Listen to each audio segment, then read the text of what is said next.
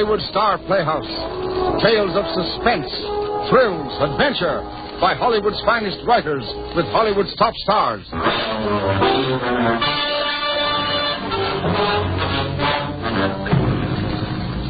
Haunt Me Not, starring Miss Deborah Carr.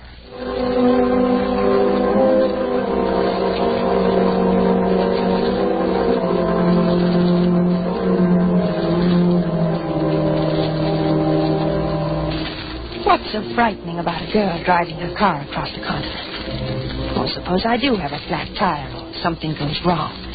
Why, Janice, you can just charm some man into helping you out. Men are your best cards, my dear. Until it comes to murder. I hadn't the slightest worry or premonition when I swung my convertible west onto Highway 11 out of New York. At Harrisburg, I picked up the turnpike and headed toward Pittsburgh in an early dinner. It began to rain when I switched to Route 40 for Columbus, Ohio. About an hour outside Columbus, I pulled into a typical, friendly little roadside eating place for some coffee. There was only one vacant stool at the counter. Yes, ma'am. Yes, ma'am. What'll it be? Coffee, please. No sugar or cream. Coffee straight, okay.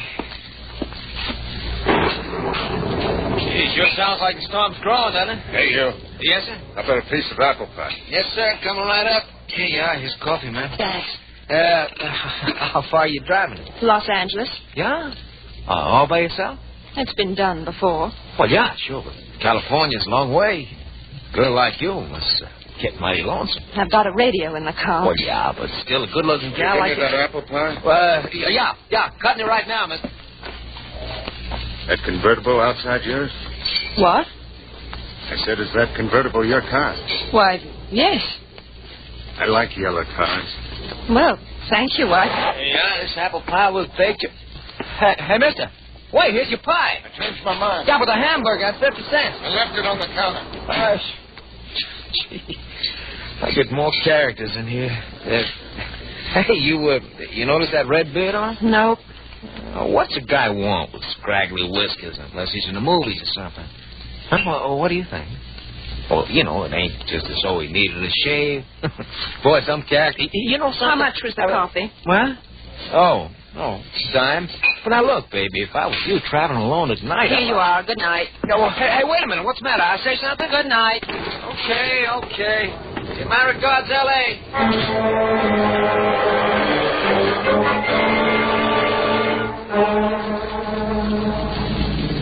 When I nosed my car back onto the highway, the rain was flooding down the windshield faster than the wiper could clear it off.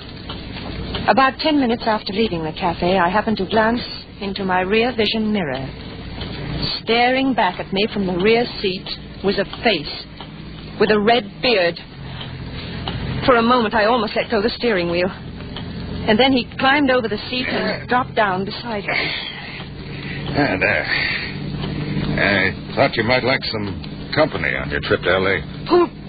Look here, what do you mean by this? I got tired of hitching rides. Thanks for not looking in the back of your car when you got in. Hey, what are you slowing down for? Because you're getting out right now. In this rain? Now, just a minute. Now, don't go getting scared. Just keep your foot on the gas pedal and everything will be okay. I said... Are you threatening me? Come on, speed up.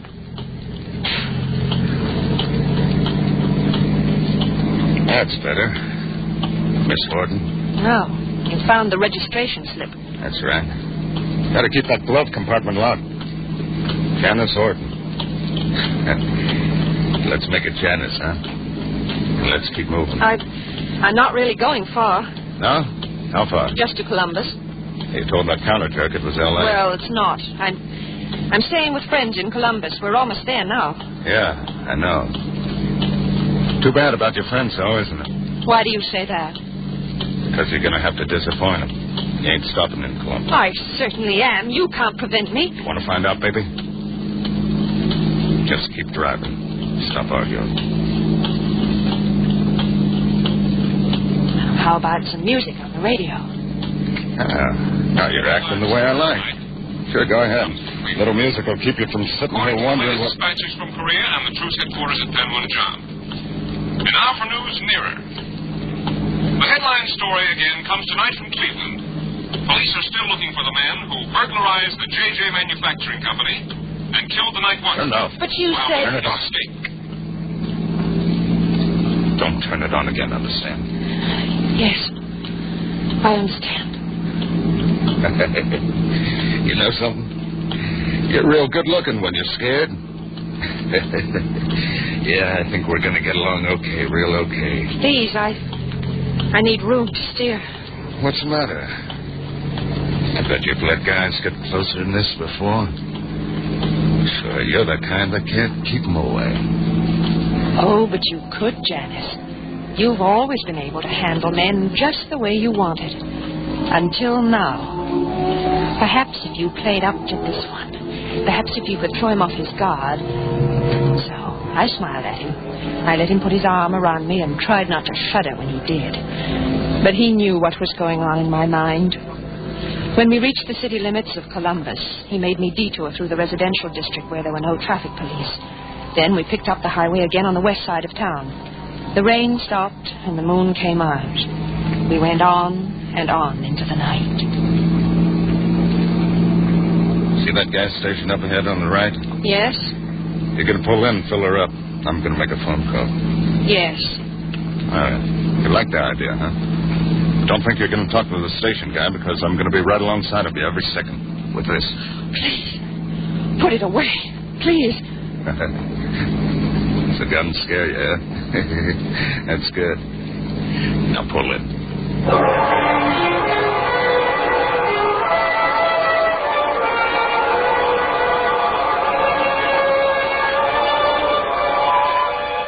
While the station attendant filled the tank, the man with the red beard forced me to go to the telephone with him. He put in a long-distance call to some place named Emeryville in Kansas. He talked to somebody he called Doc. Yeah, I'll be there sometime tomorrow night. I'm hitching a ride with the dame. You'll see me. The yellow convertible with New York plates. The girl's name is Janice. Janice Horton. Took 14 gallons, man. That's $3. I have a credit card. Oh, then I'll write it up. Okay. By the way, are you done with this newspaper? Tomorrow night. Sure. You want it? Thank you very much. When the attendant gave me the charge slip, instead of writing my name, I scribbled 3 words. Help. Get police. As I handed it to him, the man with the beard grabbed my arm and took me back to the car. While he was climbing in beside me, my eyes raced over the front page of the paper. Yes, there it was, his picture, and the headline, Fugitive Killer. Silently, I prayed that the man at the gas station had seen the picture in the newspaper and recognized him. And please, oh, please let him read my charge slip. Too bad you had to go and get that paper. Why do you say that? Cut the innocence. Let's see how they wrote me out. Cleveland police are redoubling the search for notorious gunman William Red Krieger. Witnesses of yesterday's robbery and murder believe Krieger was aided by an accomplice, as yet unidentified. Accomplice. That's you, baby. What? You're my accomplice from now on. I can't let you get away from me now that you're wise, can I? Oh, you must be crazy. This is kidnapping, and when the police catch up with you... Yeah, sure. Supposing they don't. Oh, they will. We'll see. You know the town of Emeryville? No. It's right in the middle of Kansas, Route 40. Just a few houses, general store, and all-night garage. So we get there tomorrow night. We can't make it to Kansas by tomorrow night. Why not? I've got to sleep. I left New York this morning. I've been driving all day. I've got to get some rest. I told Doc I'd be in Emeryville tomorrow night. And it's going to be tomorrow night, see? Yes. Tomorrow night. You see, all you need is a boss. You've been looking for a guy like me all your life, baby. Come on, smile. Tell me I'm your dream guy. Oh, huh? you are. Not married, all right? You don't see a wedding ring, do you? No. Smart girl. Hey, what's so important for you out in L.A.? I'm going to spend my vacation out there with my sister. Were, baby, you were. Now something better's come along. Me. Hey, what's that? A motorcycle. Behind us? Right behind us. I think I raced him so you can hear his siren. No, you don't. So the police wouldn't catch up with you, Mr. Krieger. You're too smart. Sorry. You're not giving me any more orders. As long as you feel this sticking in your ribs, I'm running things, see? Now, maybe this cop is just cruising, so no speeding, no swinging over the white line to get his attention, understand? Understand? Look up ahead, Mr. Krieger. See all those cars stopped there? Roadblock. Yes, roadblock. Turn around. Turn around. With that motorcycle right behind us? Okay, slow down and listen. This is what we're going to do.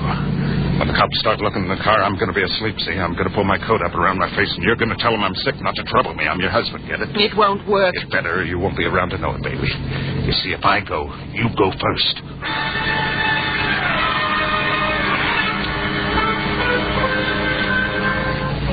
For the first time, I wasn't afraid of his threats. The gas station man had read my appeal for help on the charge slip. He had warned the police. No, Krieger would not use the gun. Not now. Not when he was completely surrounded. As I slowed the car to a stop, I counted them. There were 8 officers. And I knew they were just waiting to take this killer off my hands. Now. Officer. All right, lady. Flick your headlights on the upper beam. What? Your headlights on the upper beam, please. This is a safety check. But listen. Disappointed baby, aren't you? Officer. Don't say it, baby, or so help me, I'll pull this trigger. That's fine. Now start up your car as fast as you can, and when the officer up ahead waves his arm at you, slam on the brakes and stop fast.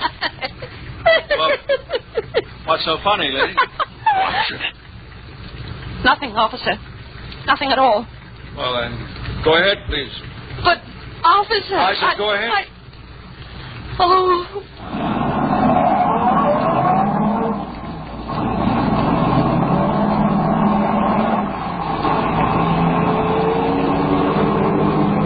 There's the signal. Stop.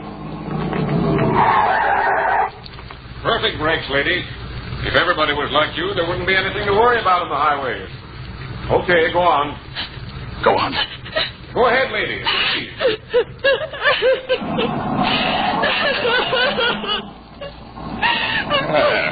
You see? Just like that.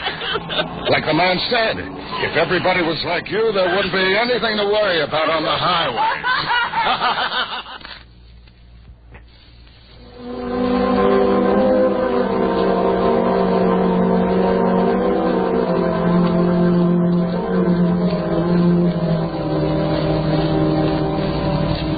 This much I knew. The man who was forcing me to drive him across the country, Krieger, the man with the red beard, was a killer who was wanted, dead or alive. Perhaps sane, very possibly mad. When we'd reach Emeryville, Kansas, and he'd meet his friend Doc, my usefulness would be over, and he would dispose of me. But I drove on. Dayton, Indianapolis, St. Louis. Daybreak came, and noon, and night again. I cried from exhaustion. To sleep, oh, just to sleep. And then there was only numbness. Even Krieger began to crack under the strain. His head would drop forward, and then he would rouse himself and feel for the gun. If only he would doze off long enough. Because I had a plan. A desperate gamble, but... And then, west of Jefferson City, he did drop off to sleep. Quietly, cautiously, I reached to the dashboard and turned off the ignition. Hey, what's going on? Oh, the engine, something's wrong, I guess. What's the matter with it? Well, how should I know? I'm no mechanic. Right in the middle of nowhere. I'll pull over to the side of the road. Maybe you can find out what's wrong. That don't mean I can fix it. What I know about a car... Well, do you have any better suggestions? Look, baby, if this is something you've... Oh, stop it, will you? Get out and take a look at the engine. Yeah, sure. You're getting out, too. My fingers stand right on this trigger. Well, come on. If you're going to look at the engine, I've got to stay here to release the catch on the hood. It's on a spring. Unless I hold it. See? Here it is. Okay. Okay, but remember... Go on, open the hood. All right, but it raises on the other side of the car. He started to walk around the front of the car. His gun was ready, but so was I. He stepped in front of the right-hand headlight. Try the starter. I jammed my foot against the starter and stepped on the gas. I felt the car jolt over his body, and then I stopped to look back.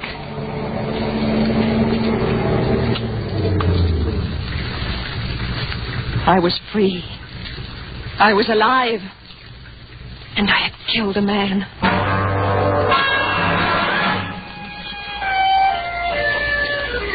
Late that night, I reached Kansas City. I wanted to go to the police and tell them. But tell them what? I had to think, and I was exhausted. Too exhausted to know what I was doing. I checked into a hotel and slept the clock around. The next evening's paper said Krieger's body had been found. Now the police were searching for his accomplice. Yes, his accomplice. And wait. Maybe they wouldn't believe my story. Oh, don't get mixed up in this, Janice. I said you've been through enough. Get to Los Angeles and then forget. Yes, you did nothing wrong, except kill a man. But it was justified. Or was it, in the eyes of the law?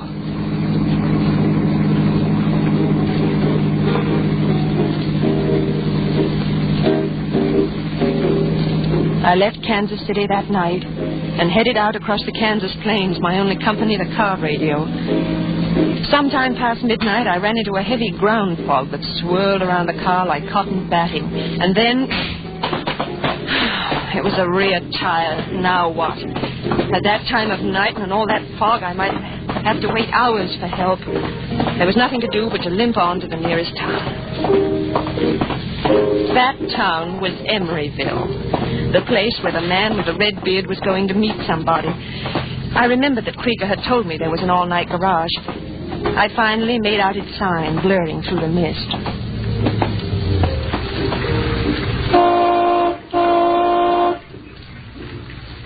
Yeah? What do you want? Can you fix me up with a new tire? Guess so. A large man in a rain slicker came toward me, dragging one foot. Then I saw his face. That same horrible, taunting face with the red beard.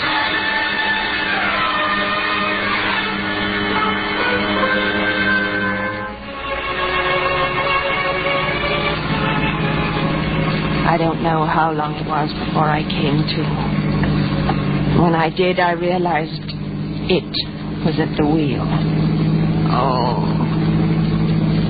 When you faint, you do it up good. Oh, no. You're dead. I put a second-hand tire on the wheel. Ought to hold out to L.A. Every bone in your body must have been broken. I know I killed you. Sure you did. It was even in the newspaper. But this isn't real. My brain, the dead don't come back. They don't. Can't ever get rid of me, baby. Not ever. I will. Go on. Jump out. You know what'll happen to you at 70 miles an hour? You see? You couldn't do it. I'll tell you again. You've got to die. Die. Okay, baby.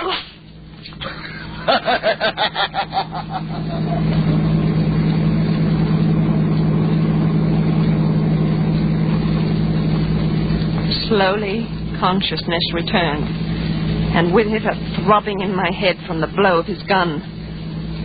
Then mild followed terrible mile, across into Colorado, down through Utah, over into Arizona. The car nosed into a small range town, almost deserted except for a few loafers standing in cafe doorways. Ahead of us was a lumbering cattle truck. We couldn't pass, but went slower. Stop! You fool! I dashed toward a man lounging against a street lamp.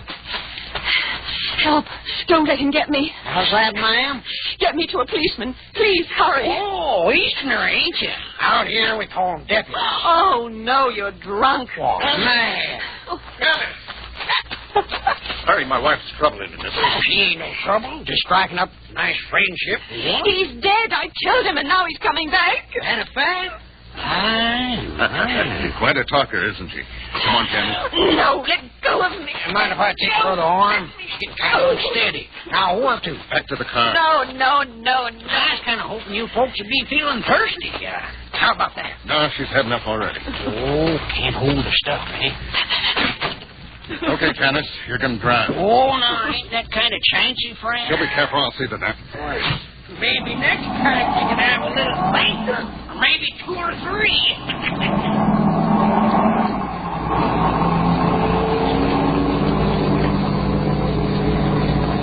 I had lost my last chance.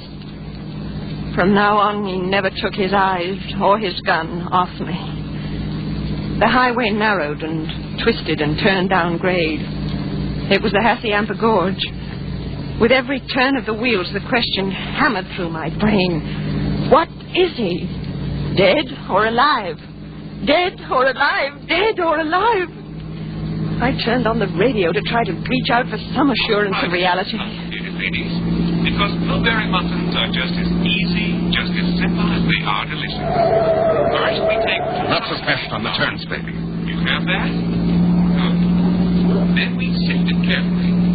Then add 3/4 teaspoons of salt. You're trying to ditch us in the ravine? Slow down. 1 cup of sugar. 2 teaspoons of baking powder. Did you hear me? I said stop. Stop. No, no, look out. Look out.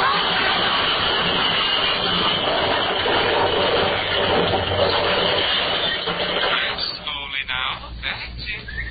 And now, ladies, all that's left for you to do is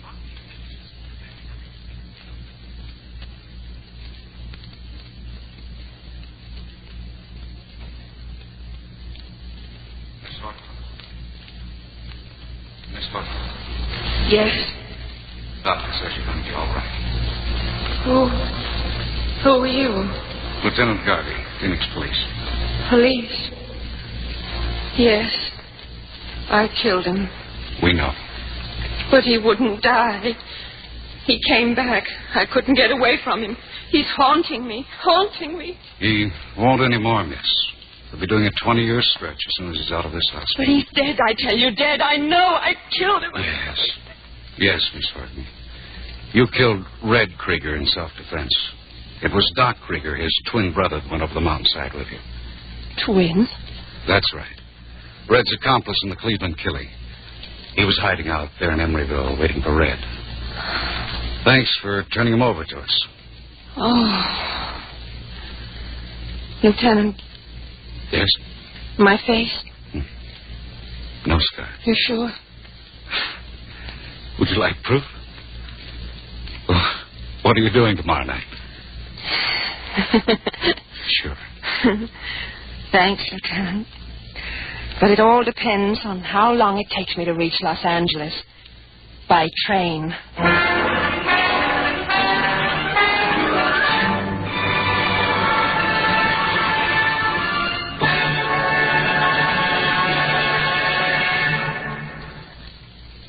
Deborah, please accept our thanks for that mighty fine performance. Thanks very much. It was fun to do, Wendell. And it was nice to work with such a fine cast. Tony Barrett, Byron Kane, Bob Griffin, Chester Stratton, Dow McKinnon, Kurt Martell, and Stan Waxman, who played the part of Red Krieger. Stan's really much nicer than that, you know. Thanks again, Deborah. You have been listening to the Hollywood Star Playhouse, tales of mystery, suspense, and dynamic adventure, starring the greatest names of stage, screen, and radio. Tune in again next week at the same time for more suspense and thrills in another action-packed story of high intrigue.